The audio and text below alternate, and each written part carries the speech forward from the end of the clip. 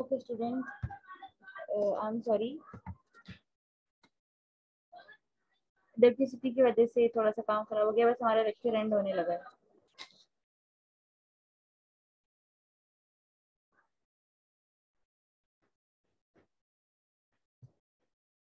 Okay, 24 पे 30 slides है।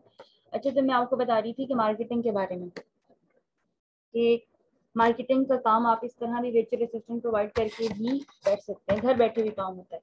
ठीक है। देन अगेन मार्केटिंग के बारे में फिर आपकी रिसर्च स्किल्स अच्छे होने चाहिए। इसकी एक एग्जांपल मैं इसी तरह दूंगी, जिसकी अभी मैंने फ्रेंड की एग्जांपल दी है। तो she is also article writer और कंटेंट राइटर, वही काम करती है। और she is, you can see that she is expert in English. तो जो रैश है वो ये उसको इसको भी सूट थी, तो उसने काम करना स्टार्ट कर दिया। आपकी रिसर्च स्किल्स, आपकी टाइम मैनेजमेंट स्किल्स अच्छी होनी चाहिए कि शॉर्ट टाइम में अपने जब प्रोवाइड करना होता है, आपने अपने प्रोडक्ट की जो है वो एडवर्टाइजमेंट करनी होती है, तो वो एक बेसिक लेवल पे और इम्पोर्टेंट लेवल पर हो। ठीक है। फिर उसके बाद आप कॉलेज या डिग्री एटलीस्ट होनी चाहिए कि आपको पढ़ना लिखना आना चाहिए। ठीक है। बीए वाले स्टूडेंट्स के लिए अक्सर ये थोड़ी सी प्रॉब्लम क्रिएट करता है, लेकिन अगर वो भी इसमें अपनी ग्रामर रीडिंग एबिलिटी अच्छी करेंगे तो फिर इसमें काम हो जाता है। Then point for self management, कि आपको अपनी पोटेंशियल आपका इतना अच्छा होना चाहिए और आपकी इनक्रेडिबिलिटी या आपके वर्ड इतने अच्छे होने चाहिए कि रीडर उसको रीड करके अट्रैक्ट हो सके। ठीक है, कि आप अपने और दूसरी बात है कि आप अपने ब्रांड के बारे में ही बात कर रहे हैं, प्रोडक्ट के बारे में भी रिलेट कर रहे हो सब कुछ। और फिर अगेन कि आपने इंगेज करना है कस्टमर्स को कि वो आपकी चीज़ों को परचेज करें। यही काम करते हैं दराज वाले और अमेजन वाले भी सब कुछ। तो आपकी कन्वर्सेशन और कम्युनिकेशन स्किल्स बहुत अच्छी होनी चाहिए। ठीक है।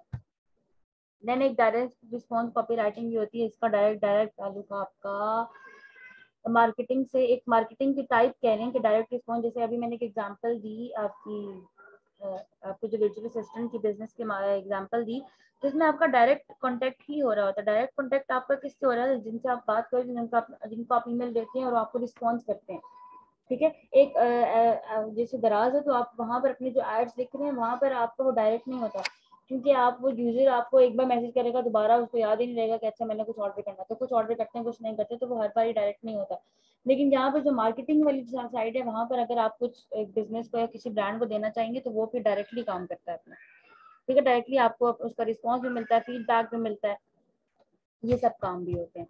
ठीक है। और डायरेक्टली आप उससे ही कम्युनिकेशन और कन्वर्सेशन करके उसको इंकरेज करते हैं कि वो जो है वो फिर आपके उस पेज को लाइक करे, वो आपकी वेबसाइट को ओपन करके देखे, सारी चीजें। ठीक है।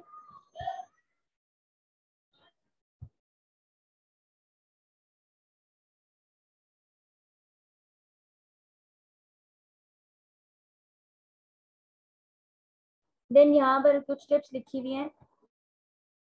यहाँ पर एक दो टिप्स बताई गई हैं कि आपको अपनी ऑडियंस से बात करना आना चाहिए।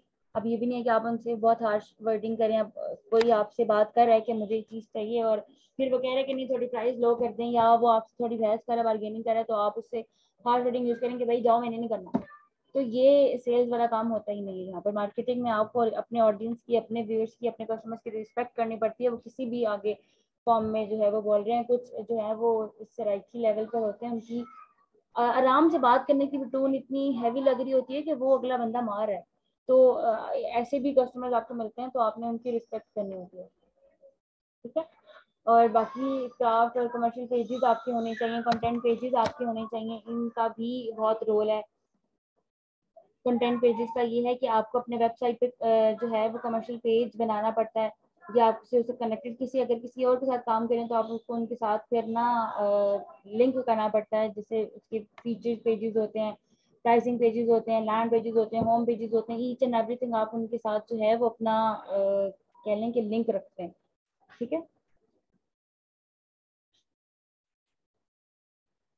देन कंटेंट पेजेस पे भी कि आप जहाँ पर अपना सब कुछ जो है वो कह लें कि अपलोड करते हैं, या जहाँ पर आप अपना फॉर्मेटिंग जहाँ पर हो रही होती है। फॉर एग्जांपल जैसे गाइड्स हो गई, जैसे चेकलिस्ट और टेम्पलेट्स वगैरह होते हैं, और लैंडिंग पेजेस, यहाँ पर लैंडिंग पेजेस आता है, या इन्फोग्राफिक्स होते हैं। ये सब चीज़ें आपकी डिटरमाइनिंग आती है कि आप कहाँ अपलोड कर रहे हैं, कुछ हो भी रहा है उससे, कोई ट्रैफिक भी आ रही है कि नहीं। ठीक है। देन अगेन ये कि आपको अटेंशन, अच्छा इसमें ना कुछ फार्मूलाज यूज होते हैं यहाँ पर, ADI फार्मूला बहुत ज्यादा कॉपीराइटर्स यूज करते हैं, जैसे मैं कल भी बताई थी तो मुझे याद नहीं आ रहा था। अटेंशन, इंटरेस्ट, डिजायर और एक्शन, कि आपका जो कॉपी राइटिंग का काम ही ऐसा होता है कि वो अपने रीडर को या अपने कस्टमर को सॉरी इस तरह एंगेज करे कि एक्शन ले सके उसका। अब ये नहीं कि एक्शन और रिएक्शन, वो हार्श रिएक्शन ऐसा नहीं होता।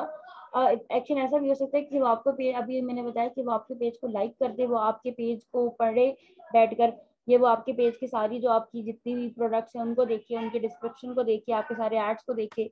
नॉर्मली 5 to 10 सेकेंड एक कस्टमर या रीडर जो है वो किसी भी एडवर्टाइजमेंट को या जो आपका कंटेंट होता है उसको देता है, लाजमी देता है, ये रिसर्च से भी प्रूव है।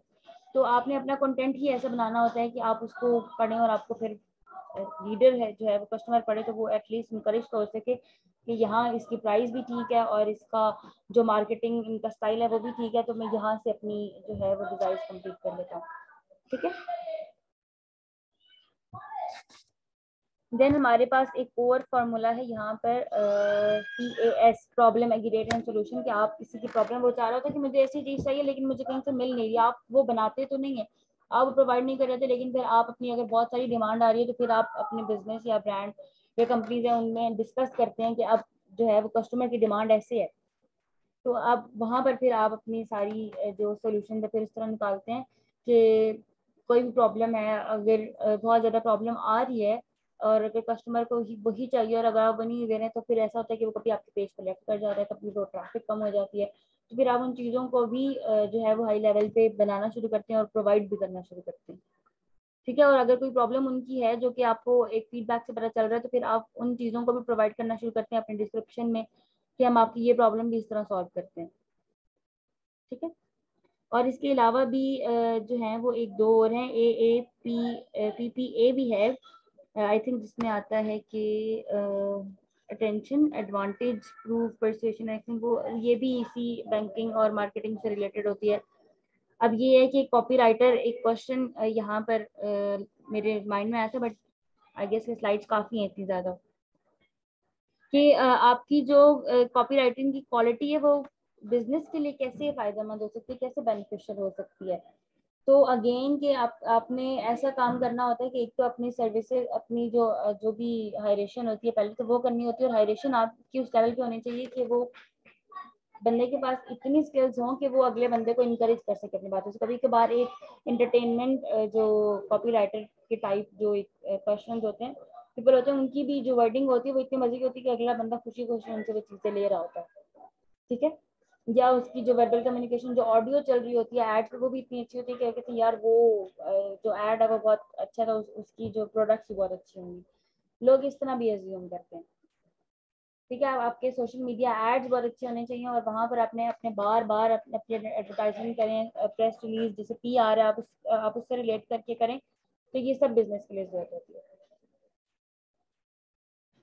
ठीक है, देन एक और इम्पॉर्टेंट चीज है जो मैं चाह रही थी कि वो मैं आपसे करवाऊं, लेकिन अभी अगर अगर तो समझ आ गया तो फिर ये बहुत अच्छी बात होगी, अगर नहीं आया तो फिर ये होता है कि difference between a content writer and a copy writer, कि कंटेंट राइटर क्या है और कॉपी राइटर क्या है। अभी जो हमने सब डिटेल्स